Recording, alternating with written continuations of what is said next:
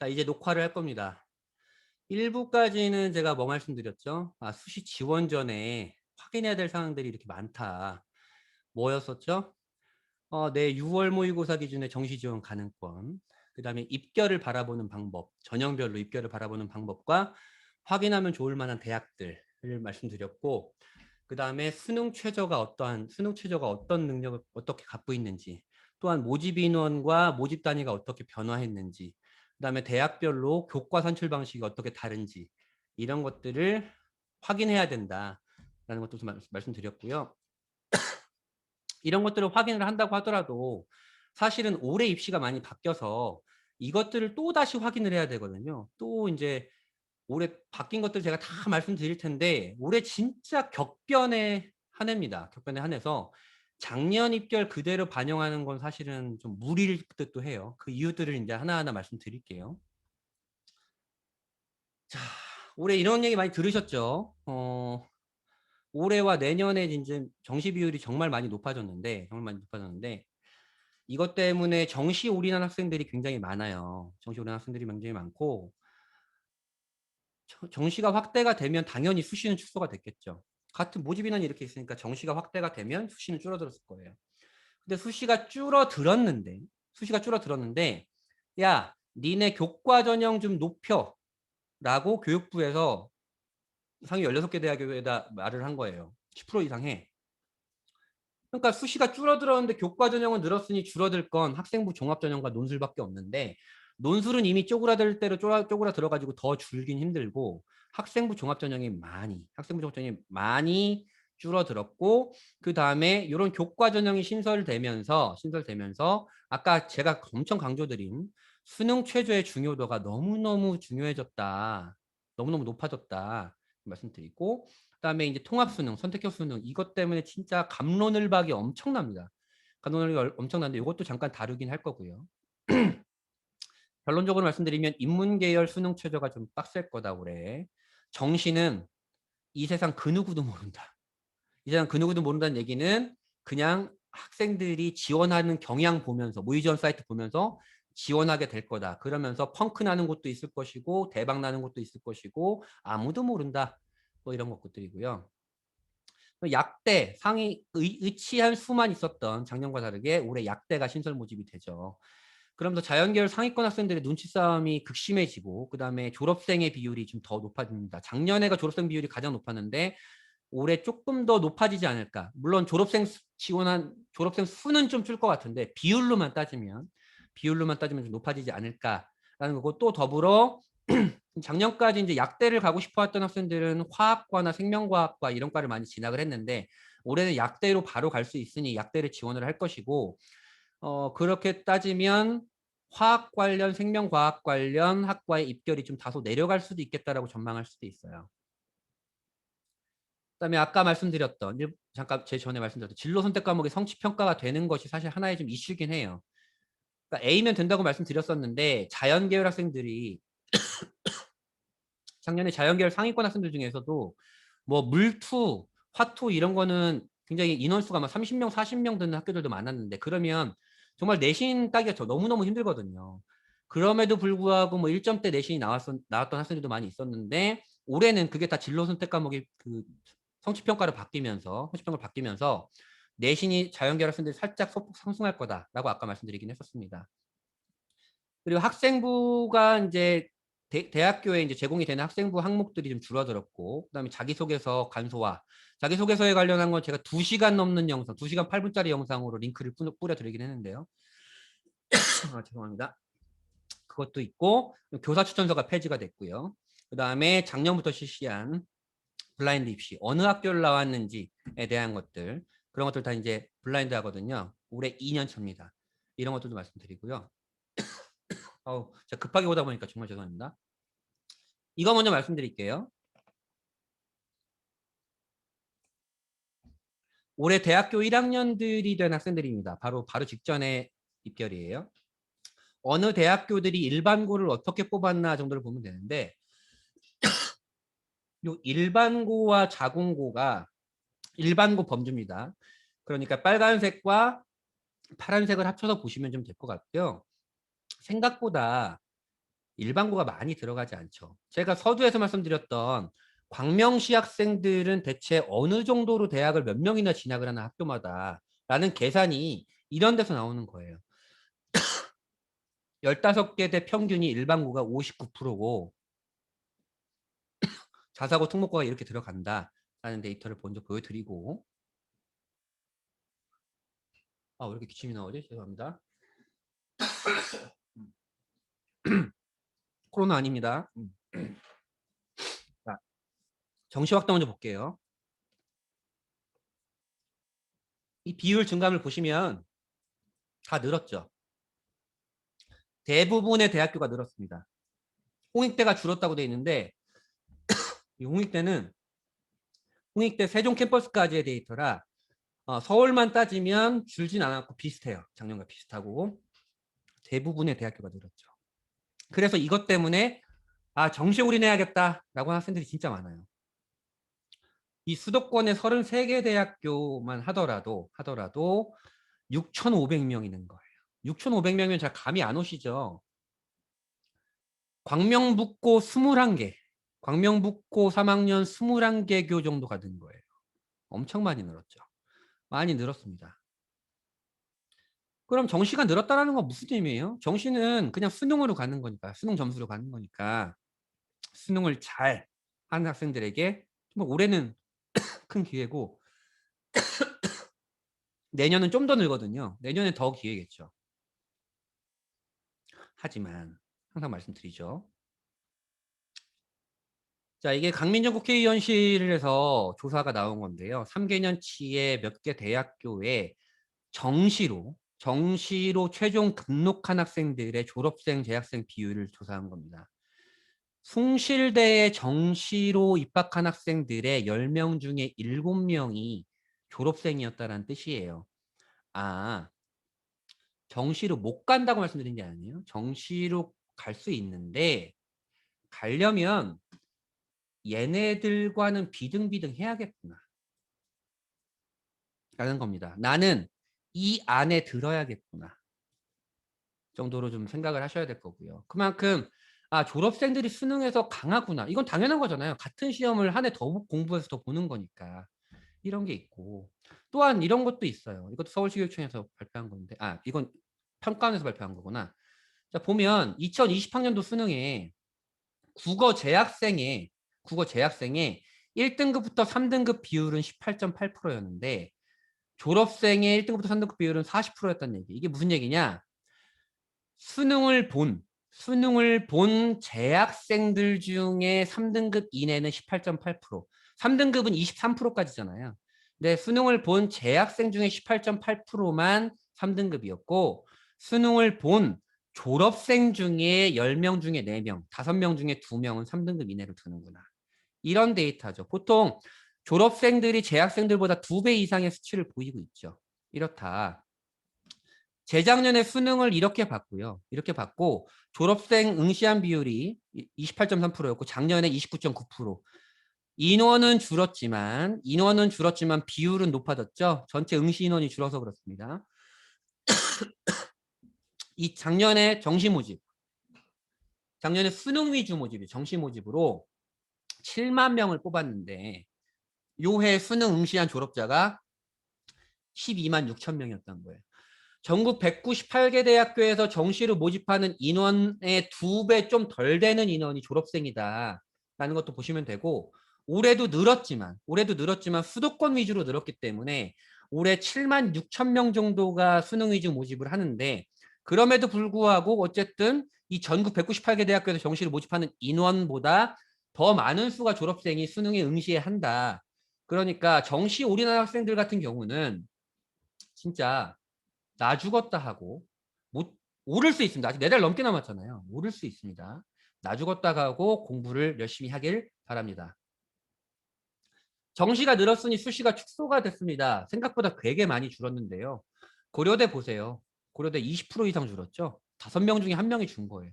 대부분의 대학교가 지금 마이너스입니다. 마이너스고요. 수도권 대학교가. 수도권대 4,000명이 줄었습니다. 4,000명이면 광명북고 13개예요. 엄청 줄었죠. 그래서 올해도 이런 경우가 벌써 몇 건 있었고 상담 때 이럴 건데 제가 저희 밴드에 제 밴드에도 올려드렸는데 올해는 좀 수시를 좀 보수적으로 상담할 겁니다. 작년에 걔는 됐는데 왜 우리 애는 안 돼요? 라고 하면 이러한 이유 때문에 그렇습니다. 라고 말씀드릴 수 있습니다. 아마 그렇듯이 뭐 이건 케이스 바이 케이스긴 하겠지만 대략적으로 전체적인 분위기를 보면 작년 수시 입결대로 가지는 못할 것이다 라는 게 제 예상이고요. 그 다음에 전형별로도 변화가 많아요. 수시 안에서도 학생부 교과, 종합, 논술 이렇게 있잖아요. 그 전형별로 변화도 많으니까 그것도 우리가 바라봐야 될 거고요. 자, 수시 중에 학생부 교과 전형, 내신으로 가는 전형 늘었다고 그랬잖아요. 상위권 대학교가 추천 전형을 많이 늘었다니까. 그걸 볼게요. 진짜 많이 늘긴 했어요. 많이 늘긴 했는데 수도권 33개 대학교에서 600명 늘었습니다. 아? 생각보다 많이 안 늘었죠. 많이 안 늘었어요. 어느 대학교만 늘었냐? 요 정도의 대학교만 늘었습니다. 요 정도의 대학교만. 상위권 대학교.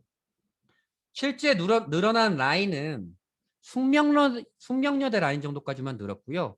우리가 보통 교과 전형으로 작년까지 2점 초반에서 3점 초반 합격하던 국민대, 뭐 숭실대, 그다음에 뭐 가천대, 경기대, 그다음에 또 뭐 한국산업기술대, 뭐 동덕여대, 뭐 한성대 이런 쪽도 있는데 많이 줄었어요. 교과 전형의 모집 인원이 많이 줄었습니다. 그래서 내가 지원하려거든. 아까 말씀드렸잖아요. 모집 인원 변동도 좀 보셔야 됐고 수능 최저가 강해졌는지 약해졌는지 생겼는지 폐지되었는지 그 다음에 교과 산출 방식이 나한테 유리한지 불리한지 진로 선택 과목을 반영하는지 안 하는지 그 다음에 추천 지원 자격이 등수로 매기는지 아니면 그렇지 않은지 같은 것도 판단하면서 교과 전형을 바라봐야 된다라는 것이고요. 자, 종합 전형은요. 더 줄었어요. 미친 듯이 줄었어요. 종합 전형이. 이거 다 거의 다 줄었잖아요. 지금 종합 전형이. 종합 전형이 줄면서 가장 큰 타격을 받을 학교 중에 하나가 소아고입니다. 올해 소아고. 소아고가 작년까지 학생부 종합 전형의 입결이 너무너무 좋았었거든요. 학생부 종합 전형을 잘 운영하니까. 근데 이렇게 많이 줄었어요. 그러니까 교과 전형이 늘어난 만큼만 줄면 상쇄가 될 텐데 교과 전형은 이거밖에 안 늘었는데 종합 전형은 이렇게 줄었어요. 제가 일일이 다 계산기 때려가지고 한 겁니다. 엄청 줄었죠. 그럼에도 불구하고 학생부 종합 전형을 준비해온 아이들은 지원해야겠죠. 수시에서 상위권대 입시의 중심은 교과 전형이 아니고 종합 전형이니까. 종합 전형을 난 또 준비했다 그러면. 수도권 33개 대학교가 학종으로 33,000명 모집하는데 정시로 조금 더 모집을 합니다. 올해는요. 물론 지방으로 내려가면 교과 전형이 훨씬 더 많아요. 지방으로 내려가면 요 이하 대학교들로 가면 교과 전형이 많이 늘어납니다. 많이 늘어나고요. 그다음에 학생부 종합 전형의 이슈가 뭐였어요? 학생부 항목과 자기소개서 간소화된다 그랬죠. 그다음에 학생부가 상향 평준화됐어요. 보면 왜냐면 올해 그게 뭐가 있었냐면 모든 학생들에 대해서 세특을 기재해 줘야 된다. 이런 게 이제 교육부의 지침이었는데 학교생활기록부 기재 요령에 나와 있는데 그러면서 올해 이런 경향이 벌써 많습니다. 어머님들 전화 상담하거나 대면 상담하면 아 우리 애가 학생부는 좀 좋은 것 같은데요. 내신이 좀 약하네요. 좀 이런 경우가 있는데 그 학생부가 좋은 것 같다라는 것은 그냥 좀 양이 많고 좀 내용이 많구나라고 판단하시는 것 같아요. 근데 그 대부분의 학생들이 지금 양이 늘어났습니다. 작년보다. 세특의 양이. 왜냐면 모든 과목 선생님들이 써줘야 되니까. 그러니까 그것이 양 가지고 하는 게 아니고 질 가지고 판단을 해야 되고요. 근데 또 반면에 졸업생은 올해 재학생들, 고3 학생들은 뭐 학기당 교내 수상 하나 넣어야 되고 그다음에 뭐 자율동아리 안 들어가고 그런데 졸업생 중에 학생부 종합전형 지원하는 학생들은 모든 항목이 다 제출됩니다. 이거 이따 잠깐 말씀드릴 거고요. 블라인드 입시 작년에 처음 실시했고 작년에도 제가 작년까지 추천하지 않았어요. 수시 6장 모두 다 학종으로 쓰는 학생들이 있거든요. 그러다 보면 꼭 재수를 하게 될 수밖에 없는 현실이 또 오기도 하는데 올해는 학생부 종합전형이 너무 줄어가지고 학생부 종합전형 6장 모두 다 학생부 종합전형을 쓰는 거는 추천드리지 않습니다. 자, 그 다음에 계륵 같은 논술 전형입니다. 왜 계륵이라고 표현하냐면 정시 올인하는 학생들이 올해 광명시에 되게 많다 그랬잖아요. 정시 올인을 했다라는 얘기는 내신보다 수능이 그나마 좀 유리하기 때문에 수능이 유리하기 때문에 정시 올인을 했을 텐데 그러면 그 학생들이 지원할 수 있는 수시 전형은 논술 전형밖에 없어요. 근데 논술 전형을 쓰는데 논술 전형의 합격률이 굉장히 높은 게 아니거든요. 논술 전형은 얼마 안 줄었습니다. 8명밖에 안 줄었고요. 수도권에. 지방의 논술 전형을 운영하는 대학교는 연세대, 원주, 고려대 세종, 그다음에 천안의 기술교육대학교, 경북대, 부산대, 울산대는 의예과만 지원을 하고요. 여기를 논술 전형으로 쓰는 학생들은 광명시에서 그렇게 많진 않아요. 그렇게 많진 않고. 작년까지 적성고사를 운영하던 대학 중에 유명한 대학이었던 가천대, 수원대, 고려대, 세종이 논술 전형으로 돌렸습니다. 근데 제가 가천대, 수원대를 빨간색으로 해놨잖아요. 제가 문자도 드리기도 하고 관련한 것들 말씀드리기도 했는데 이 가천대, 수원대 논술 같은 경우에는 타 대학의 논술 전형과 다르게 타 대학은 인문 계열은 인문 심층, 자연 계열은 수리 심층 이런 식으로 논술을 보게 되는데 가천대, 수원대는 인문 계열이건 자연 계열이건 국어, 수학을 모두 보게 되고 난이도가 그렇게 높지가 않아요. EBS 연계 비율로 해가지고 그 다음에 풀이도 길게 쓰는 게 아니고 15문제를 80분 동안 푸는 거거든요.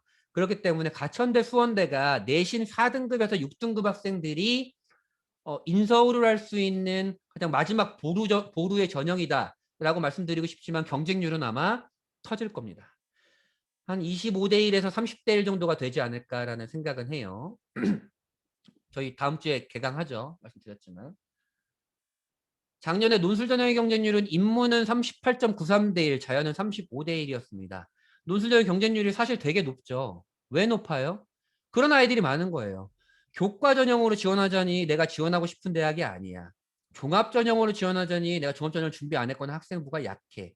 그러다 보니까 더 좋은 논술만 잘 보면 갈 수 있는 대학, 갈 수 있는 전형이네. 논술 전형 하면서 논술 전형에 다 이렇게 불나방처럼 뛰어들게 되는 거죠. 논술 전형은 말 그대로 논술 실력이 우수한 학생들이 붙는 거지 그냥 다 지원했다고 붙는 건 아닙니다. 논술 전형에 붙는 학생들의 면면을 보면 수능을 잘 하는 학생들이 그래도 많이 붙어요. 2020학년도 기준으로 제가 작년에 또 수시 빅데이터 설명해서 말씀드렸었는데 인문 계열의 논술 전형 합격률은 3.65%, 자연 계열은 3.69%로 논술 원서 100장이 들어가면 한 3.5장에서 4장 정도가 붙는다.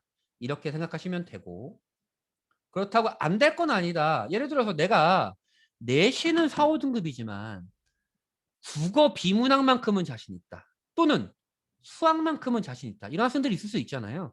그런 학생들은 논술 전형에 써야 되고 그걸 추천드리는 기준은 이런 거예요. 졸업생과 특목자 사고생의 주 타겟이 되지 않는 대학교의 논술 전형이라면 이 정도가 되겠죠. 아이고. 잠시만요. 요 전형이 요런 대학교가 되겠죠. 요 정도의 대학교. 졸업생과 특목자사고생의 주 타겟, 물론 지원하기도 합니다. 그 학생들이. 주 타겟이 되는 대학교가 아닌 곳 중에서 내가 국어 비문학 논술에 자신 있거나 수학에 자신 있거나 아니면 가천대나 수원대처럼 국어 수학의 EBS 수능 대비도 같이 하면서 논술도 한번 지원해 보겠다고 하거나 그런 대학에 지원하는 걸 추천드립니다. 논술 전형을 지원할 때 해야 될 거는 수능 최저고요. 많은 대학교들이 수능 최저를 걸어놓고 있고 범위인데 수학 중에 수리논술의 가장 중요한 단어는 사실 미적분이거든요. 미적분인데 기하도 포함시키거나 확통도 포함시키는 대학교들도 있으니까 또는 가천대 수원대처럼 미적분 기하 확통이 아예 없고 수원 수투로만 논술을 보는 학교들도 있으니까 그 범위를 보셔야 되고 논술 일정이 겹치지 말아야겠죠. 논술 일정이 겹치지 말아야 되고 그 다음에 지금 대학교들이 모의 논술이라 그래서 우리 올해 논술 이렇게 낼 거야 라고 하는 실제적으로 모의고사라고 보시면 돼요. 그런 것들이 요새 온라인으로 많이 하고 있거든요. 그러니까 그 대학교에 입학처 가서 신청하셔서 모의 논술도 보시면 좋습니다. 내신은 상관없다 라고 과감히 말씀드려요. 내신 6등급도 붙기도 합니다. 근데 제가 말씀드리는 건 이런 겁니다. 내신 6등급 학생이 논술에 붙으려면 논술을 얼마나 잘해야 될까요? 아까 말씀드린 대로 논술을 잘하는 학생들은 수능을 좀 잘하는 학생들이 많이 붙기도 한다라는데 그러니까 내가 4에서 6등급이더라도 논술 전형에 지원해서 붙을 수는 있지만 그냥 하면 붙겠지라는 생각은 하시지 마시고 정말 열심히 해야 된다라고 생각하시면 됩니다. 자, 그 다음에 계속 언급되었던 상위권 대학교의 이제 교과 전형과 추천 전형이 많이 신설되고 늘어났다고 했잖아요. 자, 보시면 제가 정리를 쭉 했는데요. 높은 대학교부터 이제 교대와 이공계 특성화 대학교까지 전국에 있는 추천 전형을 제가 다 정리를 한 거예요. 이제 서울대 이런 것처럼 추천 기준이 인원을 2명으로 잘라놓은 대학교도 있고 퍼센테이지로 잘라놓은 대학교도 있고 추천 제한이 없는 대학교도 이렇게 있고요. 그중에 수능 최저가 있는 대학교도 있고 없는 대학교도 있고 이렇게 있어요. 본인의 유불리가 다르다라는 거죠. 46개 대학교에서 12,000명을 모집을 합니다. 꽤 많이 모집을 하죠. 꽤 많이 모집을 하고요. 이제 서울대와 요 교대와 그다음에 이공계 특성화 대학 빼고는 여기는 종합 전형이고 나머지는 다 교과 전형입니다. 교과 전형이고요. 추천 인원이 제한이 있는 대학, 예를 들어서 10명이나 뭐 5%, 4% 이렇게 제한이 있는 대학이 27개고 제한이 이렇게 없는 대학교들 있잖아요. 이런 대학교가 19개 대학교다. 추천 인원이 제한이 있는데 수능 최저가 있는 대학교가 17개, 제한은 있는데 수능 최저가 없는 대학교가 10개대. 이런 거는 왜 제가 이렇게 말씀드리냐면 제한이 있는데 수능 최저가 없다면 내신의 입결은 어떨까요? 높겠죠. 그 학교에 몇 명만 추천을 받을 수 있고 수능 최저가 없다라 그러면 생각보다 입결이 높을 수 있다라는 거예요. 추천 인원이 제한이 없는데 수능 최저까지 없어. 그러면 이건 진짜 입결은 우리가 때려 맞춰야 되는 상황이 오기도 합니다. 자, 근데 여기서 이제 말씀드릴게요. 이렇게 요 대학교들의 추천 인원이 이렇게 제한돼 있는 학교들 있잖아요. 제한이 있는 학교들을 300명인 고3이 300명인 학교로 제가 따져 보니까 301장을 추천할 수 있어요. 301장. 301장을 추천할 수 있는데 그러면 한 사람당 추천서를 한 장을 준다면 전교생이 다 추천받을 수 있는 거잖아요. 근데 이건 좀 말이 안 되죠. 추천 전형인데 보통 작년까지 광명시 고등학교들이 추천서를 3장씩 줬어요. 3장씩 줬는데 올해 이런 추천 전형이 많이 늘면서 4장으로 늘어난 고등학교도 있습니다. 이미 지금 이제 기말고사가 끝났으니까 학교에서 미리 한 5월 달에 발표한 고등학교도 있는데 이제 기말고사가 끝났으니까 추천 전형에 대한 얘기들을 담임 선생님이 할 겁니다. 너는 이렇게 받을 거고 추천 기준은 이렇습니다. 라고 이제 얘기를 할 건데요. 1인당 몇 장까지 받을 수 있고 1인당 3장씩 골고루 받는다면 301장이니까 3분의 1 하면 100등까지 받을 수 있는 거잖아요. 100등이면 10반 기준 한 반에 10명, 10등까지 받을 수 있는 거예요. 10등이면 내신이 3점 후반이죠. 4점 초반이기도 하고 1인당 4장씩 받으면 75등까지 3점 중후반까지 받을 수 있어요. 받을 수 있기는. 게다가 추천 인원이 이렇게 제한이 없는 곳까지 감안하면 정말 많은 수가 받을 수 있다라는 거죠. 정시가 크게 유리하지 않다면 추천 정원을 받는 게 좀 좋고요. 웬만하면 전 요런 대학교 있잖아요. 아이고 교대와 이공계 특성화 빼고요. 요런 대학교들은 3점 중후반까지도 받아서 들어갈 수 있다고 충분히 생각합니다. 게다가 이 학생들이 추천 전형만 넣는 게 아니잖아요. 학생부 종합 전형을 같이 지원하잖아요. 그럼 중복 합격될 수가 있잖아요. 지원풀이 겹친다는 얘기예요. 그 얘기면 추가 합격이 많이 돌 수 있다는 얘기잖아요. 그러면 의외의 결과가 나올 수도 있습니다. 수능 최저가 있는지, 그 다음에 추천 인원은 몇 명인지, 그 다음에 교과 산출 방식은 어떤지, 전형 방법은 뭐 어떻게 되는지 꼼꼼히 좀 확인을 해야 될 거고요. 그리고 내신 상위권 학생들, 전교권 학생들 중에 이런 사례가 굉장히 많이 발생을 하는데 학교랑 싸우거나 친구랑 싸우는 경우가 진짜 많아요. 매해 생겨요. 제가 말씀드려 볼게요. 자, 고려대 학교 추천이 인문계열 수능 최저가 3합 5입니다. 3합 5예요. 3합 5고 4%까지 추천할 수 있다니까 300명 기준에 12등까지 추천할 수 있는 거예요. 추천할 수 있는데 예를 들어서 전교 14등인 학생이 12명까지 추천할 수 있는데 전교 14등인 학생이 내가 3합 5가 나와. 수능 최저가.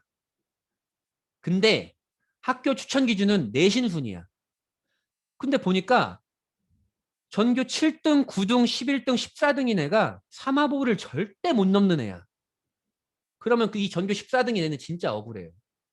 쟤네는 어차피 지원해도 수능 체제 때문에 떨어질 건데 내가 지원하는 게 낫지 라고 생각하면서 담임 선생님과 싸웁니다. 근데 학교 추천 기준 때문에 안 돼요. 정말 싸우게 돼요. 또한 내 가장 친했던 내 친구가 있는데 같은 대학의 추천을 받아야 돼. 근데 둘 중에 한 명만 받을 수 있어. 인원수 때문에. 그러면 또 싸우게 됩니다. 요거 미리 좀 조심하셔야 됩니다. 조심하셔야 되고요.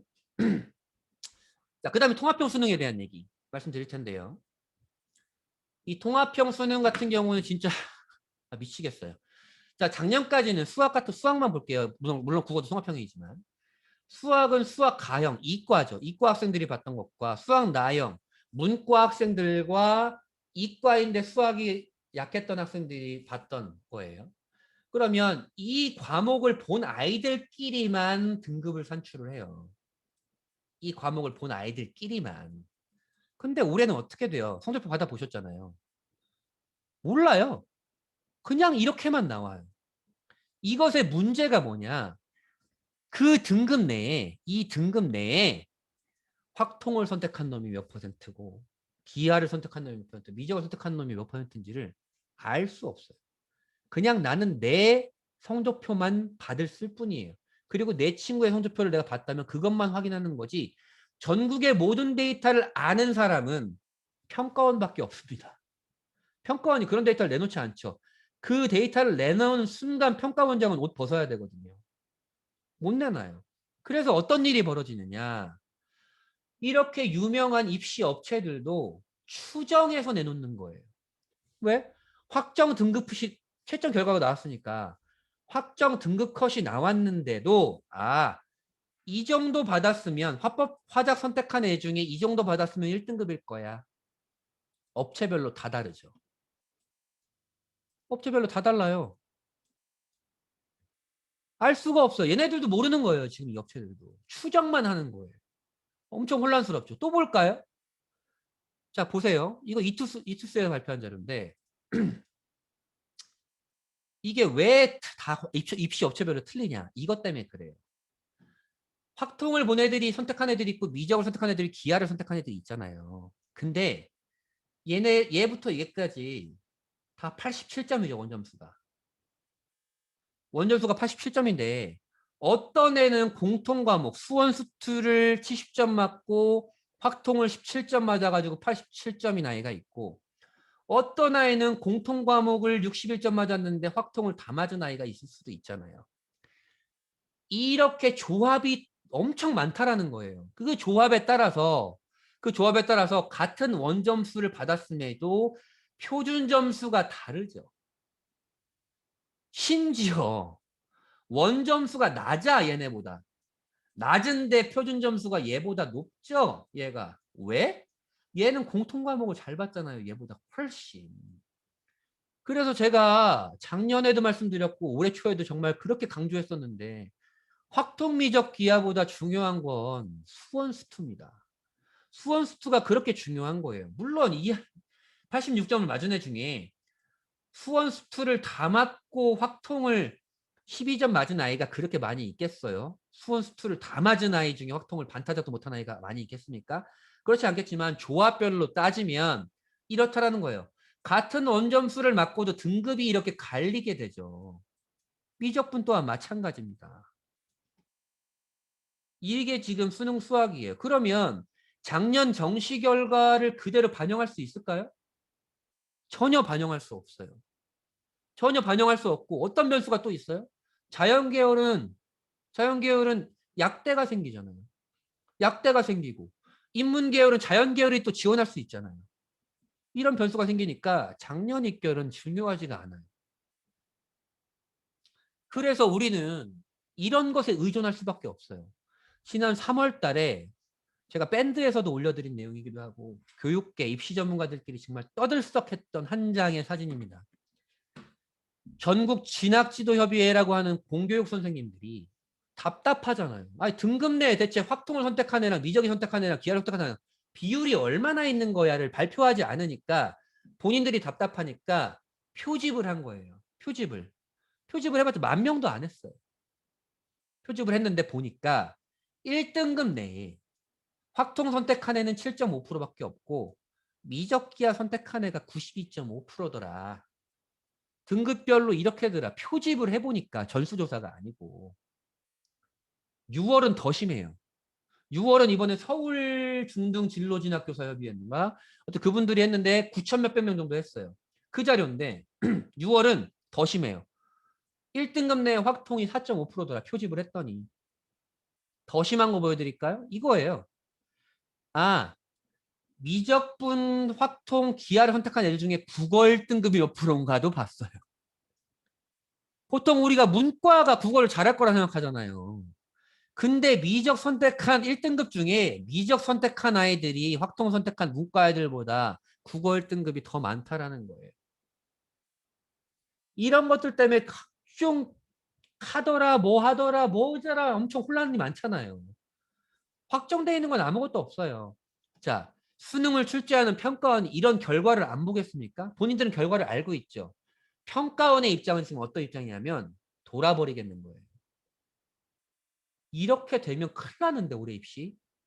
평가원의 가장 머리인 평가원장 바로 옷 벗어야 되는데 이 수능 올해 쓰고 내년에 못 쓰겠는데 가장 발을 동동 굴리고 있어요. 그럼 평가원에서는 난이도 조정을 할 겁니다. 자, 보세요. 그러면 이런 얘기가 나오죠. 수학 1등급, 2등급이 이렇게 적으니 수학 1등급 인문계열 확통선택과 수학 1등급, 2등급이 이렇게 적으니 수능 최저를 수시에서 수능 최저를 확보할 확률이 적어지죠. 굉장히 낮아지는 거예요. 우리의 인문계열은 수능 최저만 넘잖아요. 그러면 전해신의 저 대학을 합격해? 이런 결과도 굉장히 많을 거예요. 올해 수시, 인문계열 수시에.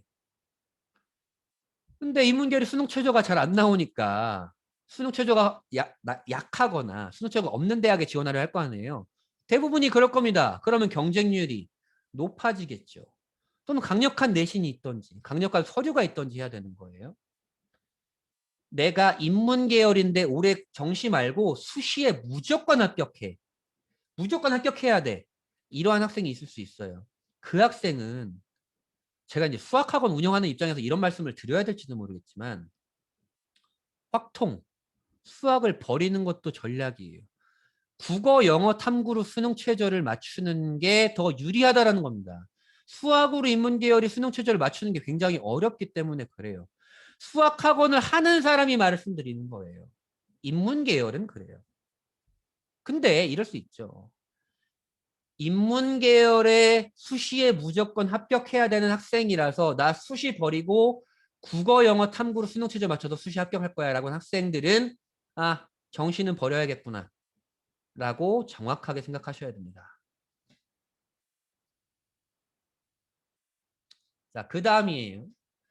이 자연계열 학생들 특히 지금 광명북구 이과 상위 남학생들 이런 경향이 너무 짙어요. 내가 모의고사를 봤더니 미적을 선택을 했는데 2등급 나왔어. 1등급 나왔어. 나 수학 잘하잖아요. 진짜 잘하긴 하는 거죠. 그걸 보여드릴게요.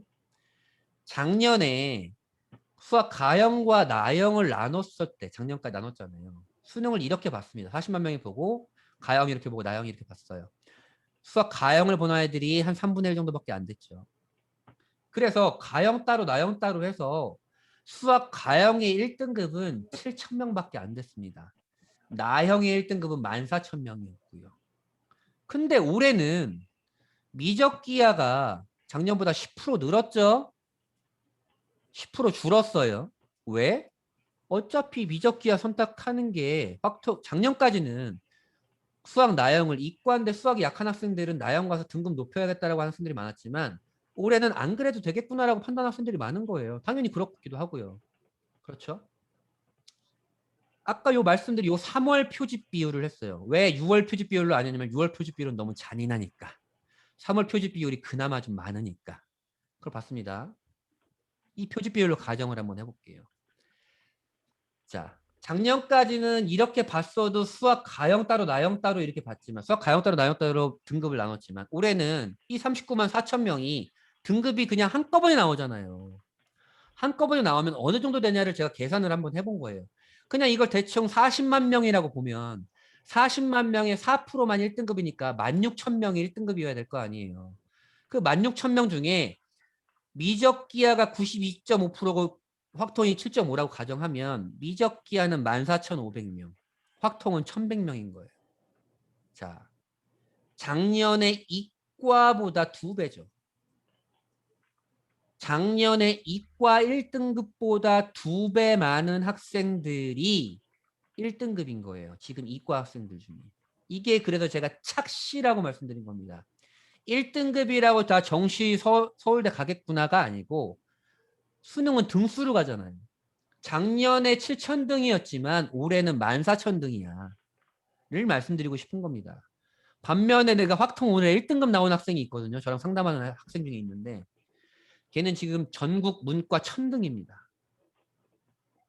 스카이 가는 거예요. 정시로도. 이런 얘기가 나오는 거죠. 자, 볼게요. 그럼.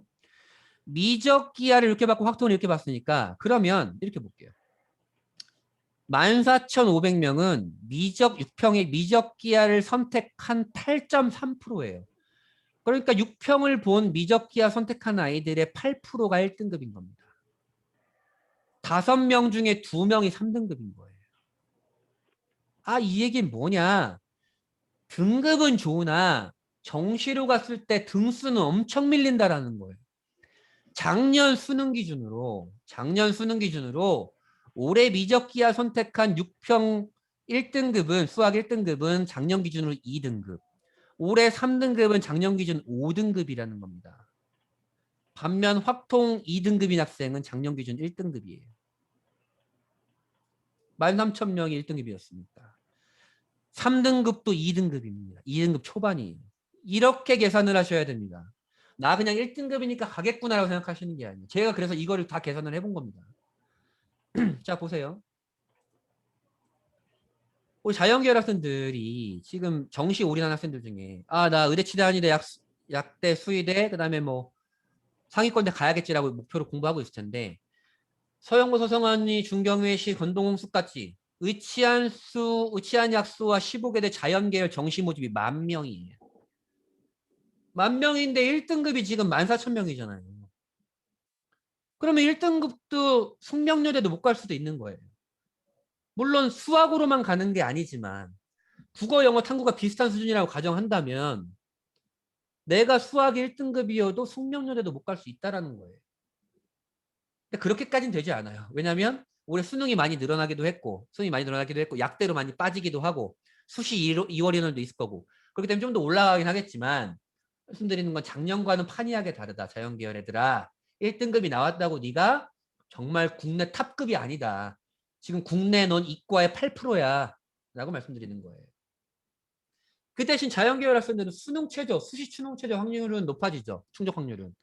그렇기 때문에 수시 승부도 고려해보는 게 굉장히 좋다라는 거고. 그리고 올해 서연고의 인문계열 정시 모집이 1,800명이에요. 근데 확통 1등급이 지금 1,200명이잖아요.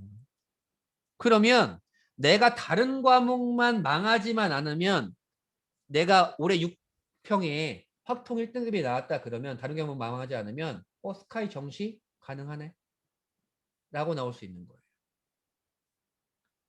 올해 수능은 아무도 예측하지 못합니다. 아까 언급드렸던 평가원은 지금 발을 동동 구르고 있고요. 그것에 따라서 난이도를 조정을 할 거고 또한 졸업생이 또 어떤 졸업생이 얼마나 어떻게 유입하고 그 난이도에 따라서 공통과목과 선택과목의 비율과 표준 점수와 등급별 확통미적 기하에 따른 비율이 어떻게 달라질지는 수능을 까봐야만 알 수 있어요. 그러니까 유불리가 있는 게 아니에요. 원점수에 대한 유불리인데 편히 말씀드리면 확통 82점, 미적 82점, 기하 82점이면 미적 기하 82점이 표준 점수가 확통 82점보다 높아요. 같은 원점수인데도. 그건 사실이에요. 그건 사실인데 우리가 생각할 건 그럼 난 미적으로 갈아타야 되나? 왜요? 확통 82점 나온 아이가 미적으로 갈아탔을 때 미적 82점 받을 수 있다는 확률이 어디 있는데요? 그게 장담이. 못하죠? 제가 말씀드리고 싶은 건 지금 선택한 걸 열심히 해야 된다라는 겁니다. 약대는 뭐 광명에서 올해 한 10명 정도 가면 많이 갈 거라고 생각하는데 그래서 간단하게 말씀드릴게요. 약대가 수시 비율이 높은 것부터 적은 것까지로 제가 쭉 정리를 해놨고, 수시로 1100명, 정시로 800명 이렇게 모집을 합니다. 수시 비율이 약간 높고 사실은 다른 계열보다는 정시 비율이 좀 높은 편이에요. 숙대 같은 경우는 정시 비율이 80%니까 높죠. 그러니까 전체 중에서 내신으로 뽑는 게 500명, 종합으로 뽑는 게 500명, 논술 64명밖에 뽑지 않고 수도권 16개 대 약대는 종합이 많고 지방 약대는 교과가 많아요. 교과 전형은 연세대와 동국대들을 제외하고 모두 수능 최저가 있는데 수능 최저가 상당히 높은 편입니다. 상당히 높은 편이고 종합 전형이 수능 최저가 없는 대학교는 그래도 꽤 있죠. 서울대 일반 전형, 성균관대, 중앙대, 동국대, 숙명여대, 덕성여대, 한양대, 에리카, 충북대는 학생부 종합 푸전형 아니고 원전형, 강원대가 약대임에도 불구하고 학생부 종합 전형은 수능 최저가 없습니다. 논술 전형은 64명밖에 뽑지 않지만 성균관대, 중앙대, 연세대, 경희대, 동국대, 부산대는 우리는 지원을 못해요. 지역만 뽑아서 고려대, 세종이 뽑고요. 연세대를 제외하고 수능 최저가 모두 있고 수능 최저가 높은 편이긴 합니다. 성균관대, 중앙대, 연세대는 수리 논술뿐만 아니고 과학 논술도 출제를 하고요. 자, 교과 전형은 1.2 정도부터 2.1 정도로 제가 예상을 하는데 2.1도 약대를 붙어요? 붙을 수 있어요. 지방 약대에. 근데 조건이 뭐가 있죠? 이 높은 수능 최저를 충족을 해야겠죠. 수능 최저가 높은 곳일수록 내신이 약해도 붙을 확률이 있습니다. 그리고 또 이런 아이들이 있어요. 종합전형으로 의대를 준비했다가 내신이 좀 미끄러진 아이들은 약대 지원해도 됩니다. 왜냐하면 약대만을 위해서 3년을 준비한 학생들이 없기 때문에 그렇습니다. 또한 종합전형을 화학계열, 생명과학계열로만 준비를 했는데 약대를 지원해보고 싶다? 그것도 괜찮습니다. 약대는 화학, 생명 중심의 커리큘럼이기 때문입니다. 서울대 자연계열이 1200명 모집합니다. 수시 모집에서. 1200명 모집하는데 수시에서 약대가 1100명 모집을 하죠. 서울대 정도 서울대 수시 모집 규모로 약대가 모집을 합니다. 그만큼의 자연계열 상위권들의 눈치 싸움이 생길 것이고 입결의 변동이 생길 것입니다. 좋은 내신에 수능 최저가 확보가 가능하다면 자연계열 학생들은 약대도 한번 고려해 보시는 것 추천드립니다. 그리고 학생부 간소화인데요. 이거는 지난 제가 5월 말에 학원 밴드에 올려드린 거죠. 이런 내용이에요. 지금 재학생들은 교내 대회가 학기마다 하나, 진로희망사항 없고, 자율동아리 거의 못 쓰고, 봉사활동 특기사항 없고, 방과활동 못 쓰고, 그 다음에 대신에 모든 교과 모든 학생에 대해서 세특을 입력한다라는 게 있는데, 졸업생 중에도 학생부 종합전형 지원하는 애들이 되게 많거든요. 비공식적인 집계지만 UA에 따르면 전체 학생부 종합전형을 지원한 아이들 중에 20%가 재수생이고 20%가 재수 졸업생이고 그 중에 10%가 합격하더라라는 비공식적인 데이터를 내놓긴 했는데 어쨌든 졸업생 중에도 학생부 종합전형을 지원하는 아이들이 많아요. 특히나 코로나 때문에 대학교를 잘 안 가잖아요. 대학교에 대한 만족도가 없는 거예요. 작년에 지원을 잘못해가지고 좀 안 좋은 마음에 들지 않는 대학교에 합격했다 그러면 그냥 원서만 내보면 되는 거니까 자기소개서도 작년에 썼던 거 있으니까 넣어보는 대학 학생들이 많다라는 거죠. 근데 제가 그래서 대교협에도 전화해보고 요 2개 대학교에 전화해봤어요. 아니 그럼 졸업생들은 학생부를 어떻게 반영해요? 재학생들은 반영 이렇게 하는데 졸업생들은 그냥 다 들어갑니다. 그러면 재학생이 불리한 거 아니에요? 라고 따졌어요. 알아서 잘 하겠죠. 이렇게 말을 나왔습니다. 학생부 종합전형이 6,000명 줄었다 그랬죠. 5,600명 줄었다 그랬죠. 그렇게 많이 줄었는데 이 대학의 감안해야 되는 상황이 온 거예요. 지금 재학생들 중에. 짜증이 납니다. 저도. 졸업생도 수시로 꽤나 많이 진학을 합니다. 요게 지금 연세대 활동우수거든요. 연세대 학생부 종합전형이거든요.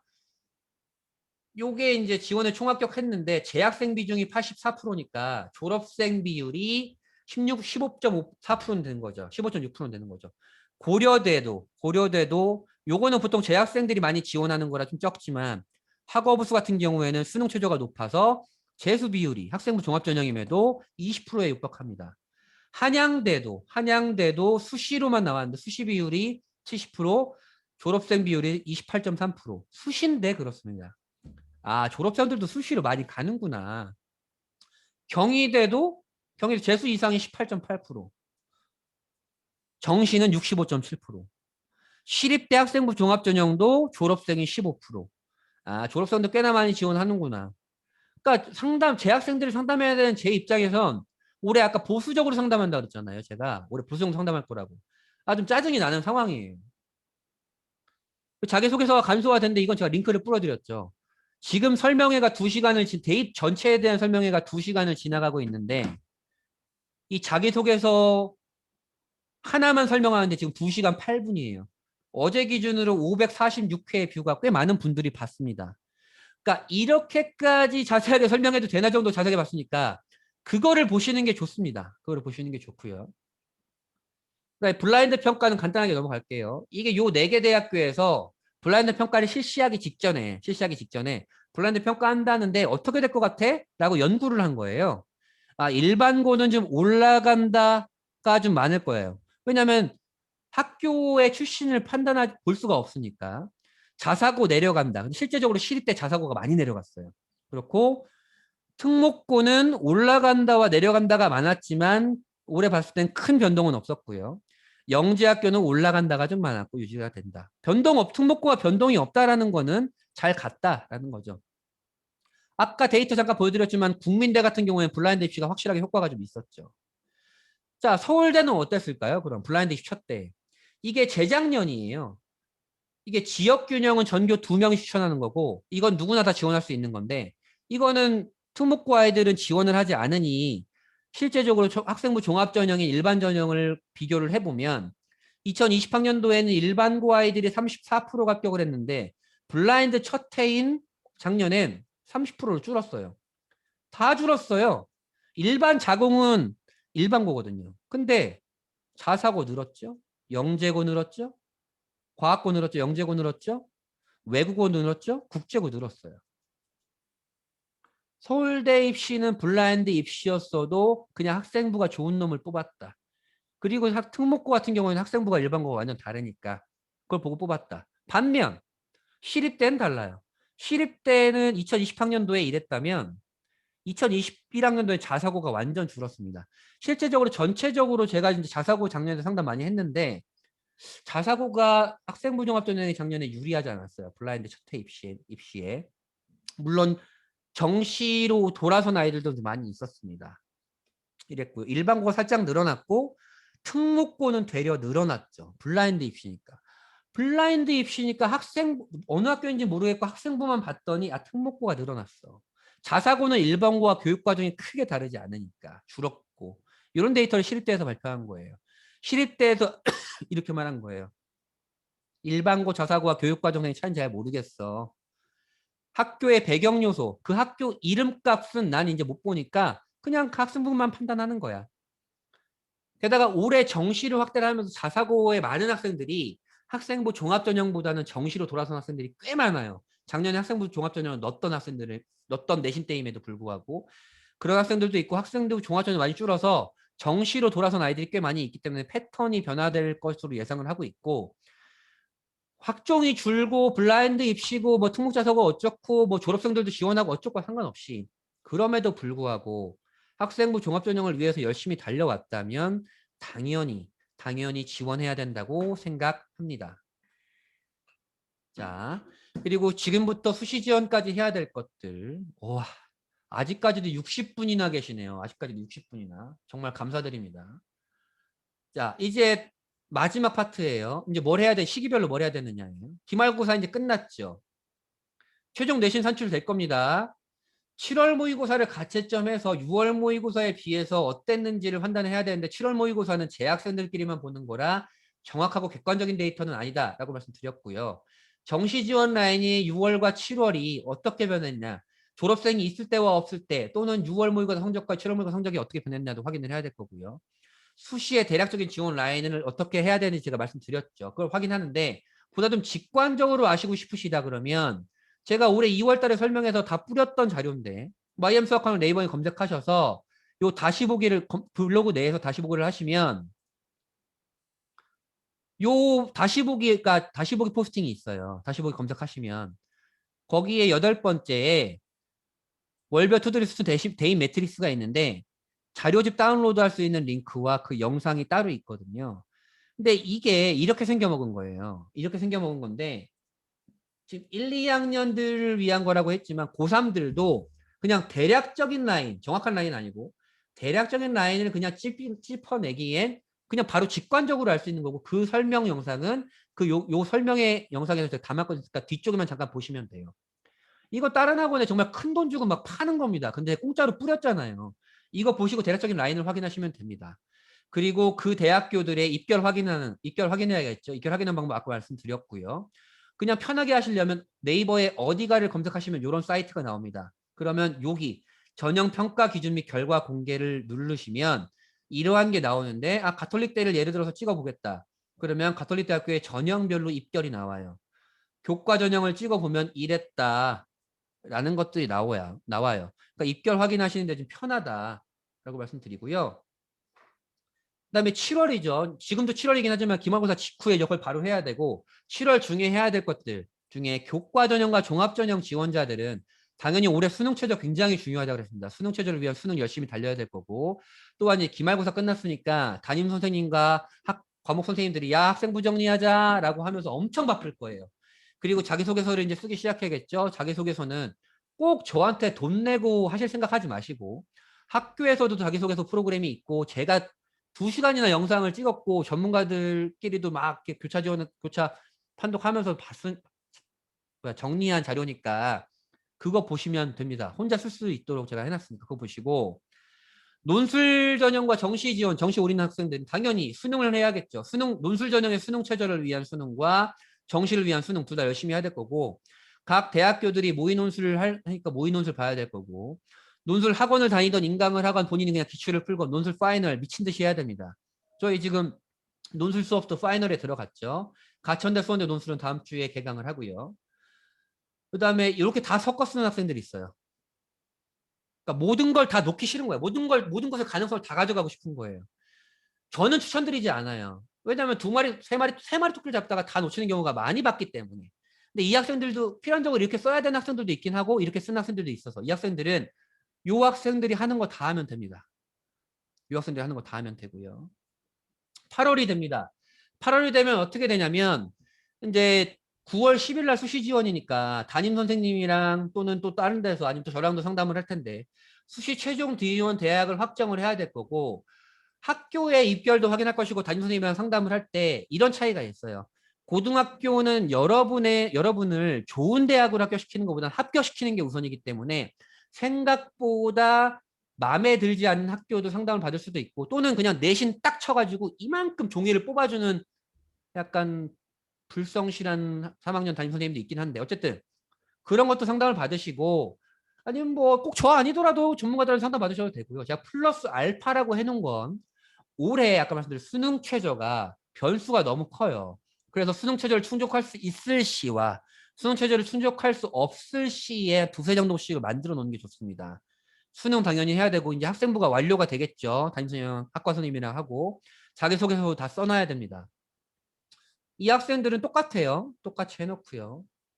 논술 전형 지원하는 건 뭐 해야 된다 그랬어요? 수능 최저 논술 일정, 논술 범위 해야 된다 그랬고요.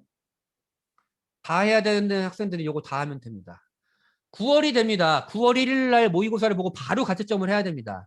그렇기 때문에 저 9월 채점 안 했는데요. 이러면 정말 그 학생의 수시 상담은 깝깝해져요. 깝깝해지니까 9월 꼭 가채점 하시고 가채점을 하면 그날 저녁에 네이버에 검색하시면 등급컷이 나오는데 그 첫날 등급컷은 전혀 소용없습니다. 한 3, 4일 정도 기다리셨다가 등급컷을 확인하시면 돼요. 왜냐하면 첫날은 각 입시업체들이 자기네들끼리 산출한 등급컷을 내놓는데 서로의 등급컷을 보잖아요. 그러면서 서로 조정을 합니다. 조정을 하면서 3, 4일이 지나면 좀 안정화되니까 과채점 등급컷 확인하시고 내가 수능 최저를 확보했나 안 했나 내가 목표로 하는 수능 최저에서 1개 또는 2개 등급에서 모자랄 시엔 확실하게 도전을 하고 진짜 많이 모자란다 그러면 지원대학 수정해야겠죠. 근데 만약에 9평 내가 열심히 공부해서 9평이 대박이 났어. 9평 대박이 나면 수시납 취함 되면 안 되니까 지원대학 수정을 해야 될 거고요. 9월 10일 날 수시 지원하죠. 하는데 꼭 마지막 시간까지 기다렸다가 하는 애 있는데 그러지 말고 첫날이나 두 번째 날 넣으면 됩니다. 그 이유는 제가 이따 말씀드릴 거고요.